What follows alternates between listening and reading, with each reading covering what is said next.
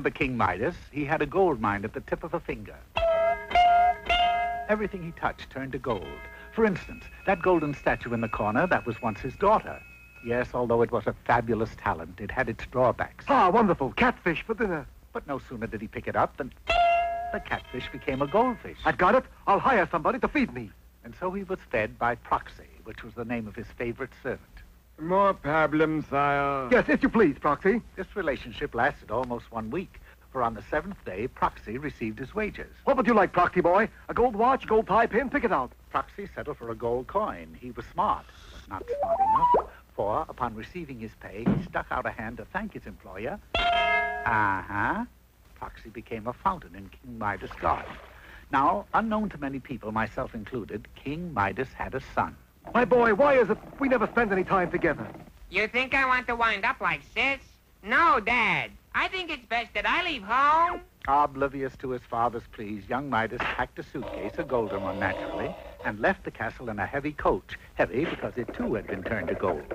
The boy enrolled at a large university and majored in dentistry. Every so often he would hear from his father. Who's the letter from? From my dad. How can you tell? The envelope. It's 14 carat. The boy studied hard and was so intent upon graduating, he failed to notice a change in himself. Anyone have a pencil? Here. He took the writing instrument and it turned to gold. Not the best gold, mind you, but gold nonetheless. The darn thing won't write. Where you get this gold pencil from? Wasn't gold when I gave it to you. He shrugged it off and went back to his books. As you can see, he had inherited his father's golden touch. It began in small ways, like the pencil incident, but manifested itself on graduation day. You are not only our school valedictorian, but you got brains too, boy. It is with the utmost pride and honor that I hand you this scroll. Oh, thank you, Dean. The scroll changed to gold, and the dean went that way too. Dean, speak to me. Oh, Dean, what's wrong? Oh, Dean, you look dizzy, Dean. Aware of his dreadful legacy, but still a dentist at heart, the sorrowful young man opened up an office and went into business. Busting twice a year, eh? That's what I'd say.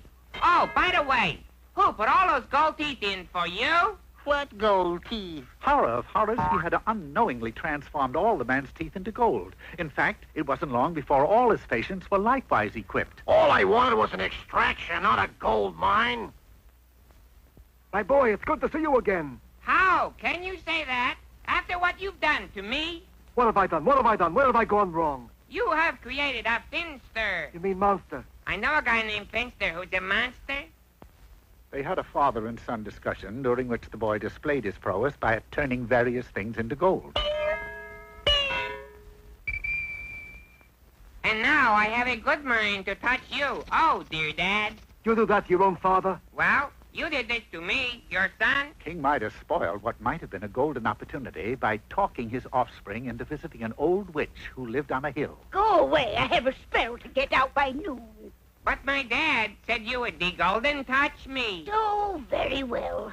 Sit in a chair and I'll be right with you. The only chair in the room was a genuine Louis XIV, the witch's pride and joy. He touched one arm. The chair was transformed into gold, and because of its sudden gaining of weight, plunged through the floor.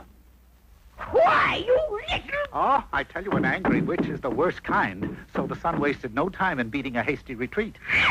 If I ever lay my hands on you... Returning to his dentist's office, the crestfallen lad pondered his fate. That's when a voice spoke from the chair. I should like a gold filling, young man.